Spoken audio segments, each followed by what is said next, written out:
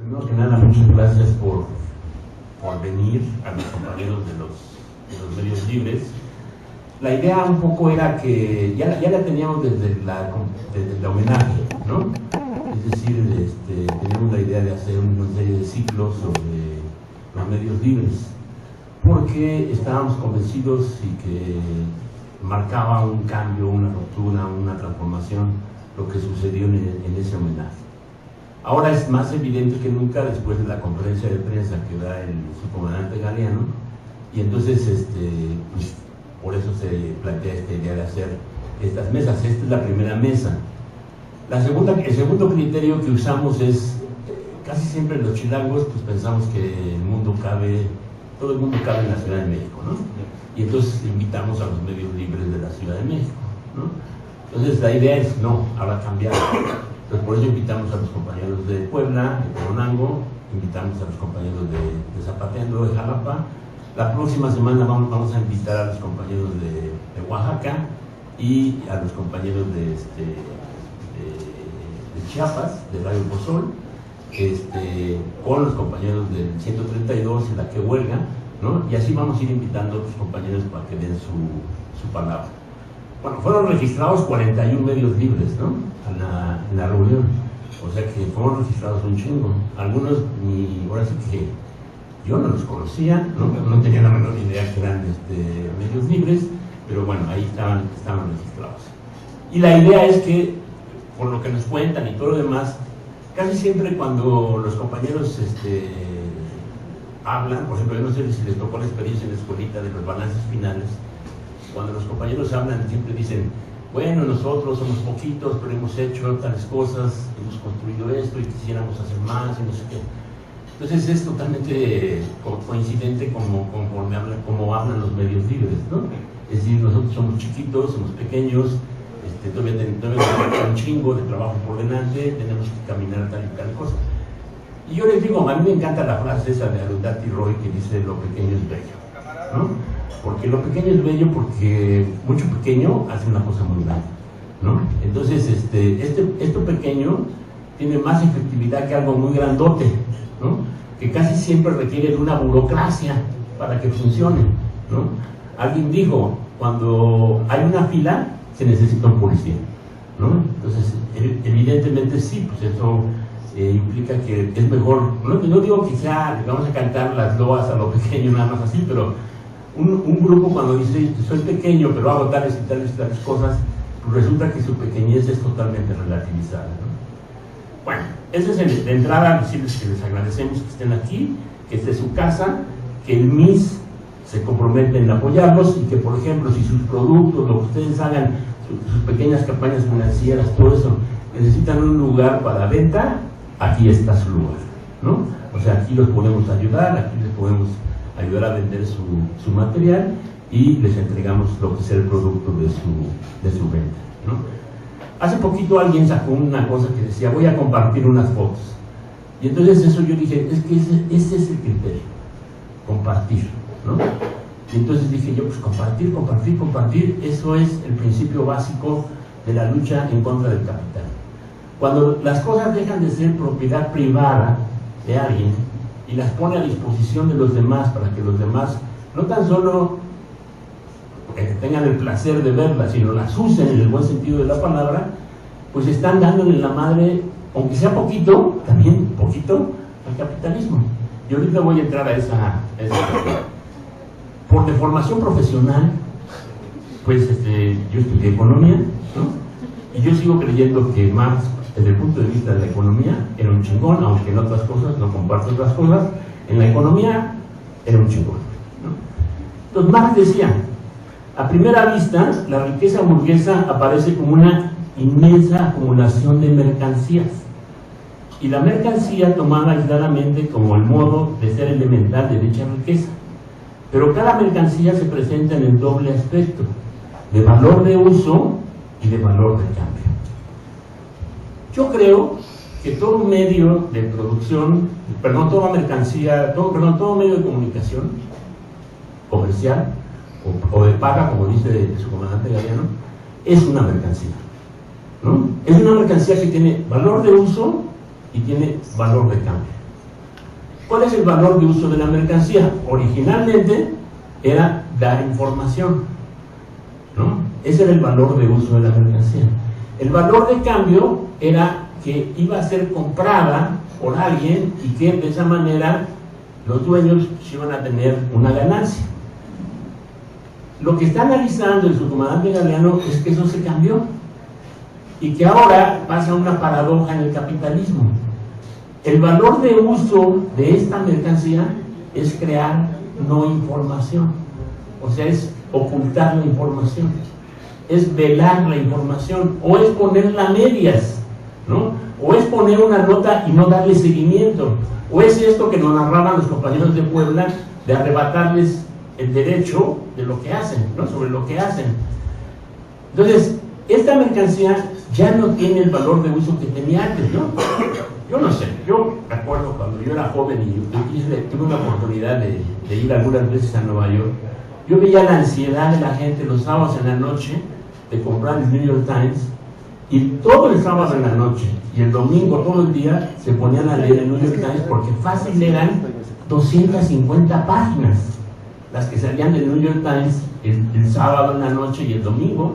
Entonces claro, uno no acababa de leer el New York Times del fin de semana, por eso no salía el domingo, sino salía el sábado, y era para, por así que pasarse todo el día leyendo el New York Times. Entonces ahí podían leer sobre política, sobre no sé qué, ciencia, etcétera, etcétera, ¿no? Bueno, eso desapareció. Y desapareció de tal manera que ahora el 17% de las acciones del New York Times las tiene Carlos Slim, ¿no? Que desde luego no es un experto en comunicación. Bueno, es un experto en negocios de comunicación, pero no es un experto en comunicación. Entonces, el 17% de las acciones del New York Times las tiene Carlos Slim. Aproximadamente el 7% de las acciones de Televisa las tiene Bill Gates, ¿no?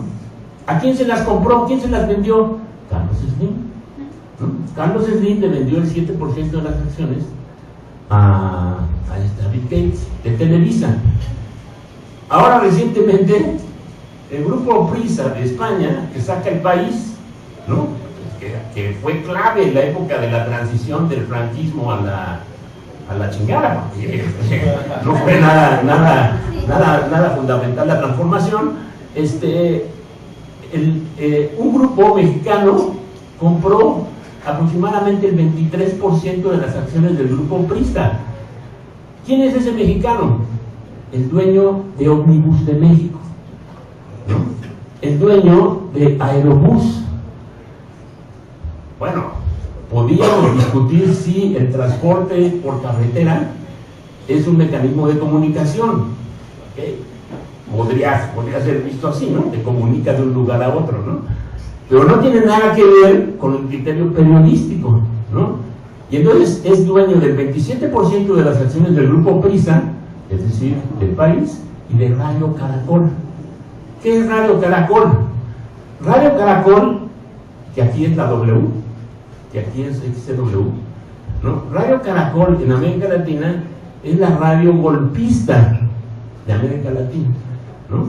Es la que trabaja con los sectores más de derecha de Bolivia, Venezuela, Brasil, Colombia, ¿no? Etcétera.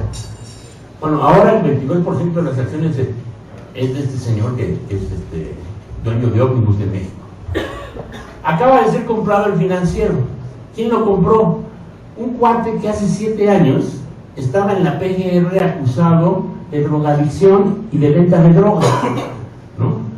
Ese cuate compró el Financiero y lo primerito que hizo fue correr a toda la sección cultural del Financiero, que era, por cierto, la mejor sección cultural de los periódicos en México. Víctor Roura dirigía la sección cultural, y había ahí un chingo de gente muy valiosa, ¿no? Muy buena, Jorge Meléndez, Beatriz Arce, etcétera, ¿no? A todos los corrió, porque, y dijo la frase famosa: la cultura no vende, ¿no? Entonces, como la cultura no vende, pues los corre a todos. Entonces, esto, lo que planteó el subcomandante Galeano el otro día ahí en la realidad, de hecho yo cito como que era una partecita que le faltaba al gran mosaico, al gran rompecabezas que han estado armando desde 1997, donde empieza a analizar los cambios del capitalismo. Y miren, esto no es cualquier cosa, ¿no? Yo les digo, compañeros, si ustedes revisen el texto de la Cuarta Guerra Mundial, revisen el texto de 7 pensamientos en mayo, revisen el texto de las 7 piezas del rompecabezas mundial, y parece que está escrito ayer, ¿no? Parece que están escritos ayer. De hecho, él nos anunció que el Estado-Nación estaba desapareciendo. Y si estaba desapareciendo el Estado-Nación, pues ¿qué pasa con los medios de comunicación? ¿No? Pues evidentemente que tienen una transformación fundamental. No son los mismos medios de comunicación. Y ahí yo estoy de acuerdo con Javier, aunque hago un matiz. Yo no siento que el compañero, su comandante Galeano, al estar criticando a los medios de paga, esté criticando al conjunto de los periodistas.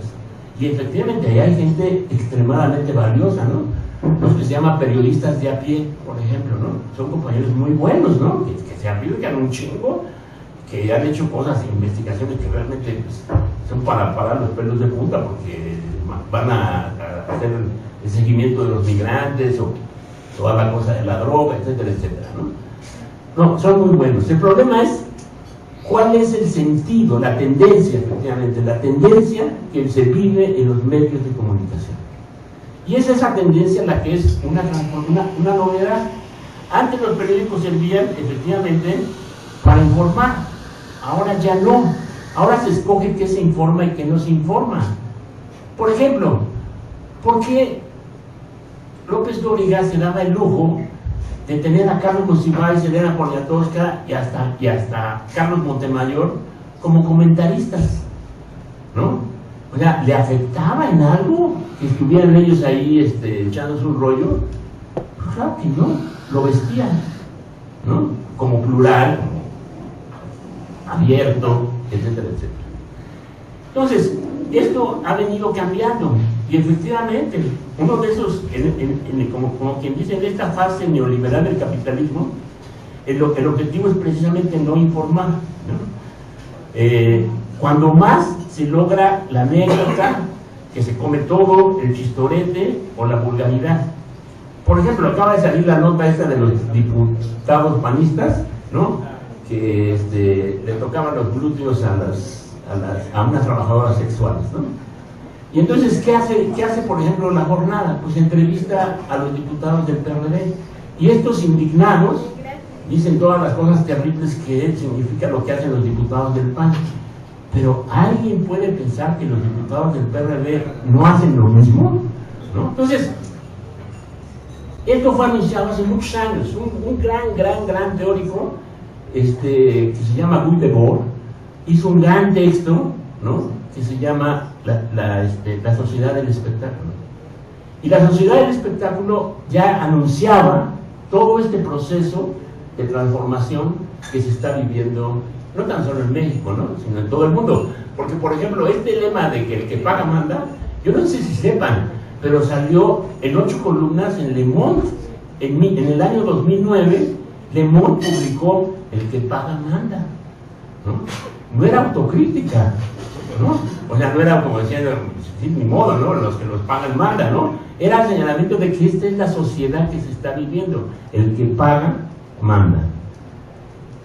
Y miren, quiero ponerle cuatro ejemplos de esta cuestión del que paga, manda. Por ejemplo, son 4 ejemplos nada más. El 7 de agosto de 2005, en la portada del diario La Jornada, sale lo siguiente entrecomillado en la portada a todas las columnas que tiene La Jornada. Si están con ellos, no están con nosotros, su comandante y su gente Marcos. Eso nunca fue dicho, jamás. Yo recuerdo que hablé con Hermann Bellinghausen, que había cubierto la sección, y le pregunté, ¿tú tienes grabado eso? Y me dice, no, eso no lo dijo. Ah, no lo dijo, le dije, pero está en la portada de La Jornada. A partir de eso, todos los moneros y muchos editorialistas dibujaron a su comandante Marcos como Stalin, ¿no? ¿Por qué? Porque decían, pues si dice él, si están con ellos, no están con nosotros, es el pensamiento de Stalin, que por cierto es reducir un chingo el pensamiento de Stalin, porque ojalá Stalin nomás hubiese sido, si no están con ellos, si están con ellos, no están con nosotros, ¿no? No, entonces, pero lo sacaron publicado. Entonces, en esa portada se dio el banderazo de salida para toda esta campaña de desprestigio. Las preguntas son lógicas. ¿Por qué poner algo que se sabe que es falso? ¿Quién lo decidió?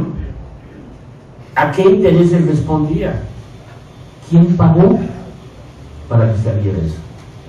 Esa no es una decisión cualquiera, ¿no? O sea, sacar una portada así, en el año 2005. El 21 de diciembre de 2007, en la portada del diario La Jornada, sale lo siguiente: peligra el proyecto rebelde, dice. Los zapatistas han perdido apoyo por su llamado a no votar en el 2006, plantea John Berger, ¿no? En la portada de La Jornada. Al día siguiente, John Berger manda una carta que fue publicada no en el mismo lugar donde había salido la calumnia, sino en el Correo Ilustrado.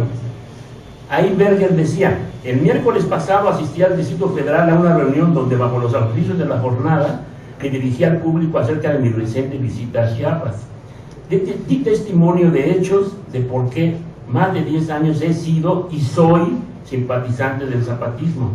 Hablé de su importancia global en la lucha contra la nueva tiranía mundial del capitalismo, pero por encima de todo hice un apasionado exhorto a la sociedad civil mexicana para que exprese su solidaridad con los zapatistas y actúe en consecuencia y de inmediato por el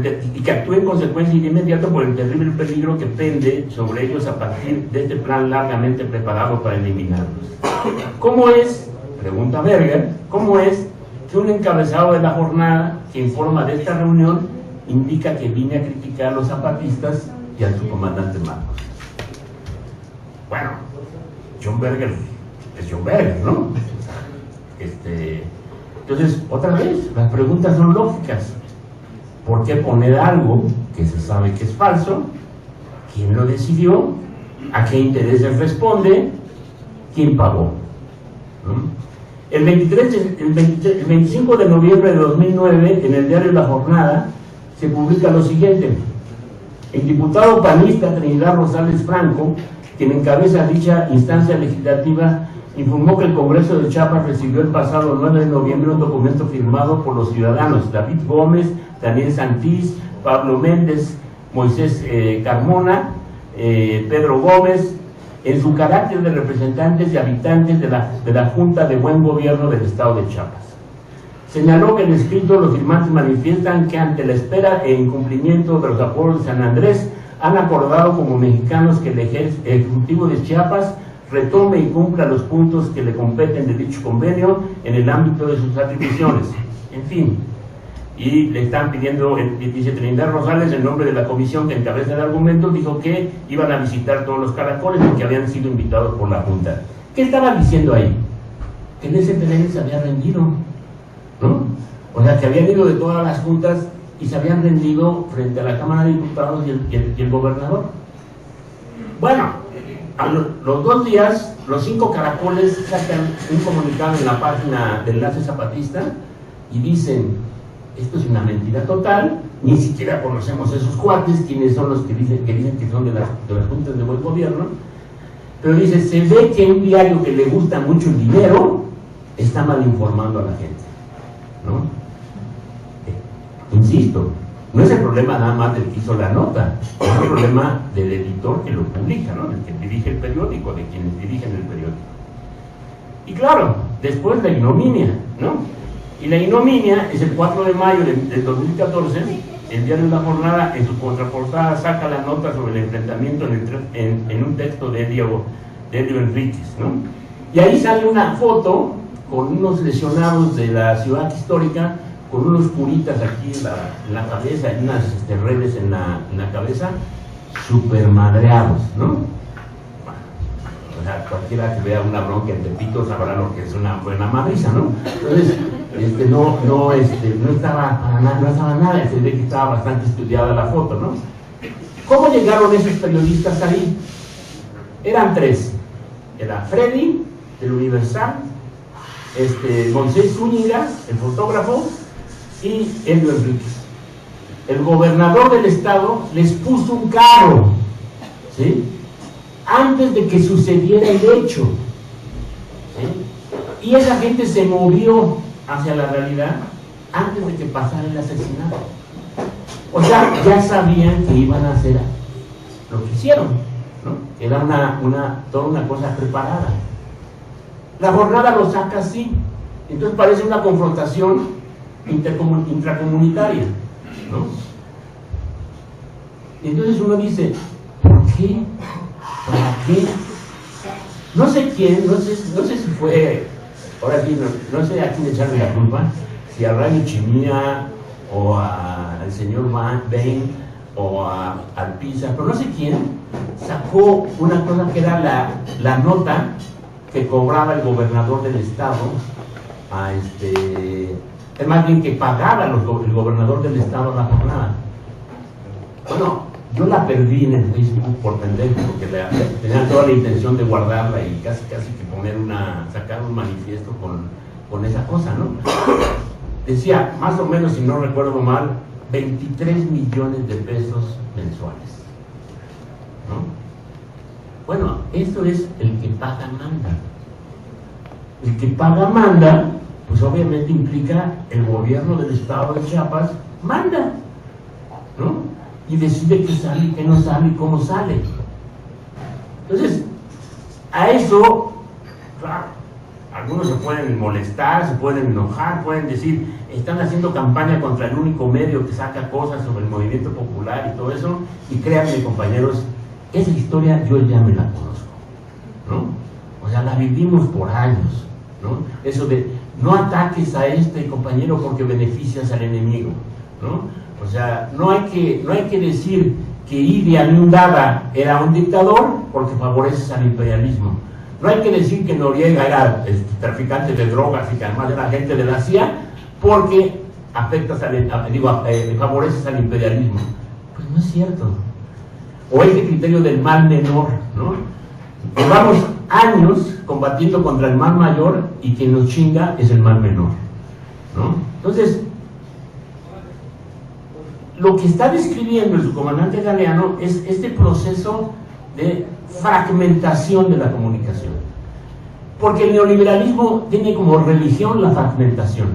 Fragmentación de las relaciones laborales, fragmentación del comercio internacional, fragmentación de las relaciones internacionales, fragmentación de la vida comunitaria, fragmentación de la vida campesina, fragmentación de la comunidad indígena, fragmentación de la información, fragmentación de la vida, ¿no?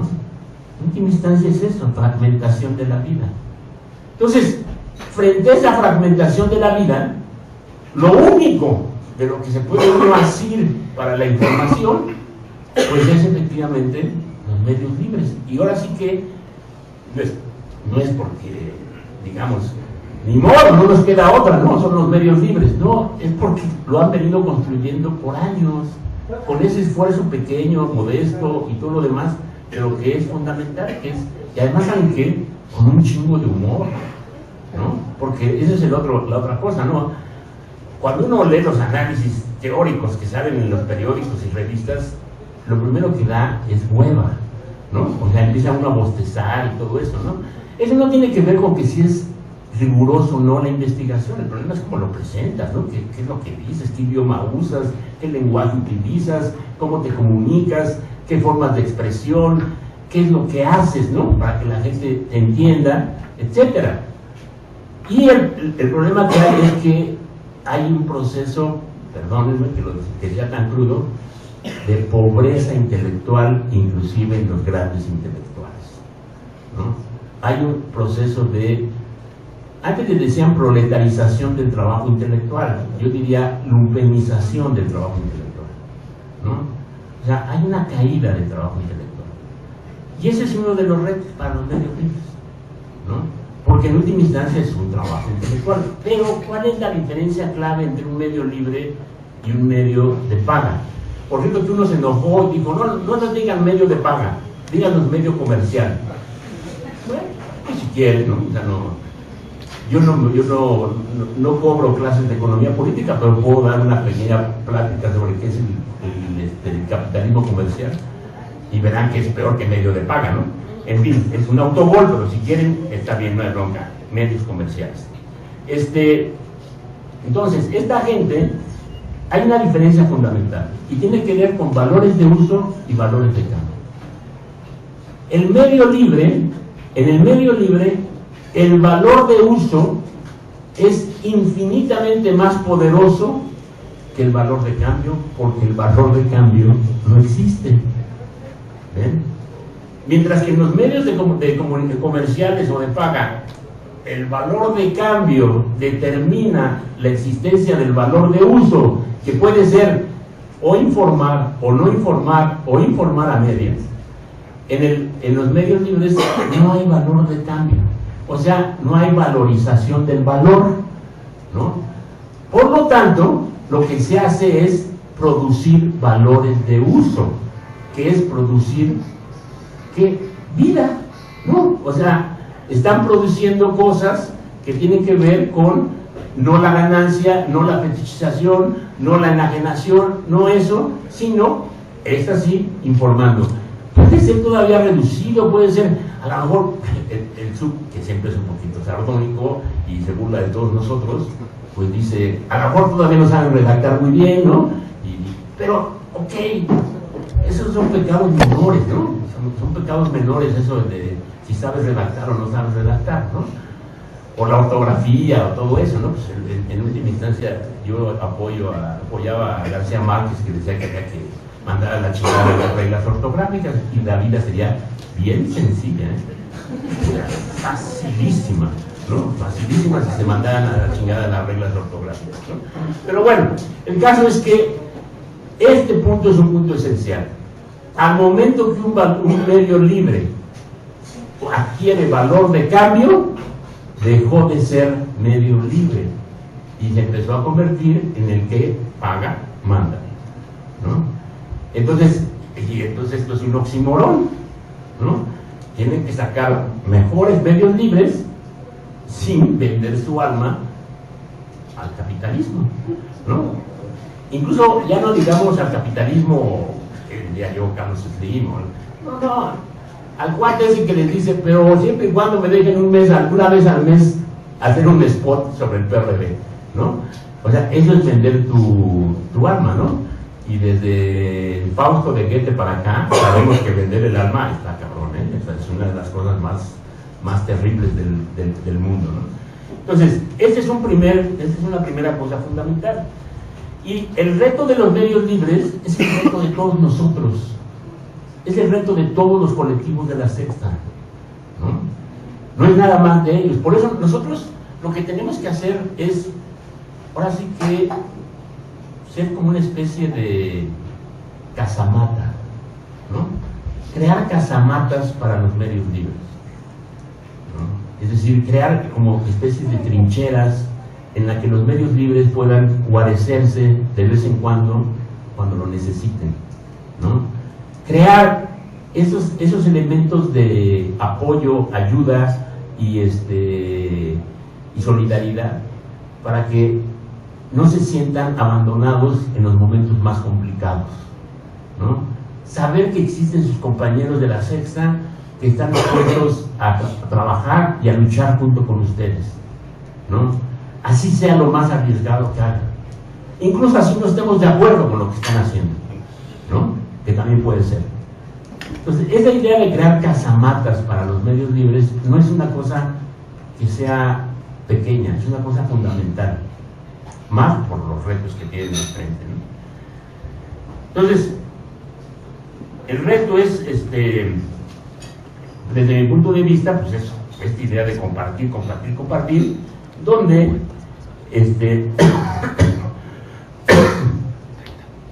los medios libres sepan que lo fundamental, como también es fundamental para la Sexta, los colectivos de la Sexta, es saber quién es el sujeto, el medio libre o el que lucha, ¿Quién hace el diagnóstico? ¿El medio libre o el que lucha? ¿Quién tiene el crédito? ¿El medio libre o el que lucha? Entonces, ¿para qué sirve un medio libre? Si todo esto, la respuesta es el que lucha, ¿no? Porque el sujeto es el que lucha, ¿no?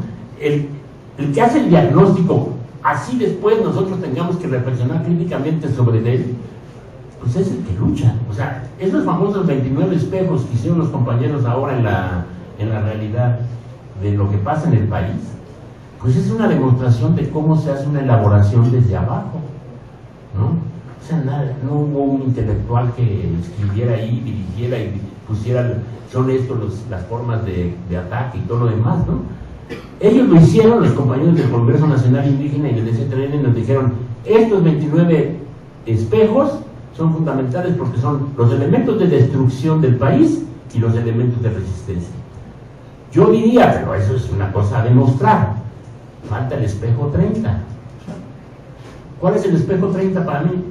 Las ciudades, ¿no? O sea, pues en las ciudades también no están, ahora sí que, o sea, cada vez que uno cruza la Ciudad de México y ve todas las cosas que cada año tienen que abrir una misma calle al mismo tiempo porque se está haciendo la revisión del presupuesto y tienen que de alguna manera justificar lo que no hicieron en 8 meses, 9 meses, y entonces abren la misma calle, el mismo pinche hoyo y todo lo demás, y uno se tarda no sé cuánto tiempo y entonces todo eso tiene como repercusión que el tiempo libre se va reduciendo hasta hacerse inexistente. Y si entendemos que la lucha fundamental del ser humano es por la hueva, ¿sí? O sea, la lucha fundamental del ser humano es por el tiempo libre, ¿sí? Porque además se podría de la manera más sencilla, porque hay tal avance tecnológico que el ser humano podría trabajar nada más 2 horas o 1 hora y no habría una alteración de la producción, ¿no? Entonces, si entendemos que el problema fundamental es el tiempo libre, lo que se hace en las ciudades es que nos impiden tener tiempo libre porque nos impiden pensar políticamente, nos impiden organizarnos con otros, nos impiden la vieja tradición que viene desde los ancestros, los cromañones, de platicar, ¿no? Porque lo que menos se hace es platicar. Entonces, en este caso, pues lo que yo creo que es fundamental es que se entienda que el medio libre es un vehículo por donde transita la otra información, la que no sale más que de refilón en los medios de paga, cuando estalla una lucha o cuando hay muchos muertos. La otra información, la que se construye día a día en las comunidades, barrios, colonias, escuelas, esquinas, rincones, etc. La que es compa, no porque esté de acuerdo o sea militante, sino porque decidió, parafraseando a José Martí, echar su suerte con los pobres de la tierra, los que más allá de ideologías ubican su geografía y su calendario con los más explotados, los más oprimidos, los más calumniados, los más humillados, los más despreciados, los más ofendidos, y todo sin perder el humor. Gracias.